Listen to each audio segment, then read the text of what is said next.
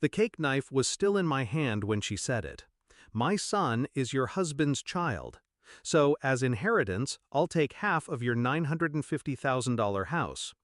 I didn't drop the knife. I didn't blink.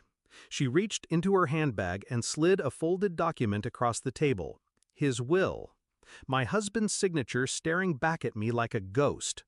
Around us, balloons swayed gently. Laughter spilled from the kitchen. A toddler's squeal cut through the air. I stared at the paper. "Oh," I said softly. "I see."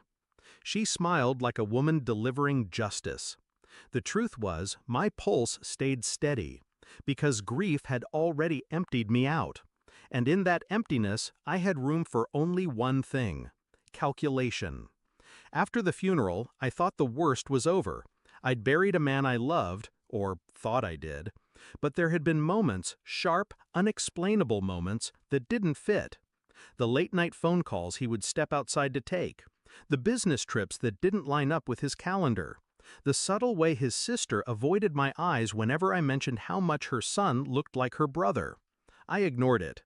Because love teaches you how to build walls around the things you don't want to see. Then, 3 weeks after the burial, an invitation came. The boy's first birthday. It should have been harmless. Family, cake, photographs. Instead, I was sitting in a living room full of helium balloons, holding a will I had never seen, listening to my dead husband's sister tell me that the child blowing spit bubbles in the corner was her brother's blood. And now she wanted my home. Her voice was almost kind when she added, "It's only fair." Fair. The word lodged in my chest like glass. I didn't argue. I didn't ask questions. Instead, I folded the will neatly and placed it in my purse. Then I kissed the boy on the forehead and wished him a happy birthday. She thought my silence meant defeat. It didn't. That night I pulled out every document my husband had ever signed. His handwriting, his contracts, his tax returns. I compared them under the desk lamp until my eyes burned. The signature on the will was wrong. Close enough for family eyes, not close enough for mine. I found a friend who worked in private investigations.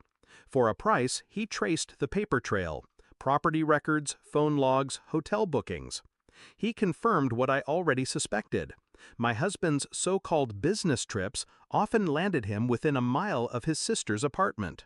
I took a strand of the boy's hair, tucked into a tissue after I picked lint from his shirt, sent it to a lab with my husband's old toothbrush. The days waiting for results were long and quiet. I moved through them like I was underwater, smiling when expected, answering questions with the calmness of a widow adjusting. Inside, the water churned. The envelope arrived on a Tuesday. I slit it open with the same knife I'd used to cut the birthday cake. Inside, numbers, percentages, a conclusion printed in black: no biological relation. The boy wasn't my husband's child, not even close. I printed every piece of evidence I had. Photos of her with another man at a roadside motel. The forensic handwriting report declaring the will a forgery. The DNA results. I put them in a plain folder. That weekend, I invited her over for tea. We sat at the kitchen table. I slid the folder toward her. She opened it. Her face drained slowly, like a tide pulling away. "You," she started. I raised a hand. "No. You'll listen." She did. I told her I'd already spoken to the police, that the forgery and attempted fraud were documented, dated, and ready for submission. I told her I hadn't pressed charges yet.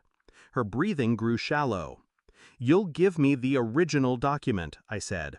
"You'll sign a statement acknowledging it was false, and you'll never step onto my property again." She tried to speak, to soften her tone, to salvage something. I kept my voice level. "I'm not doing this to protect you," I said. "I'm doing it because I prefer my enemies quiet rather than locked away. But if you force me, I will bury you under the same dirt they buried him in."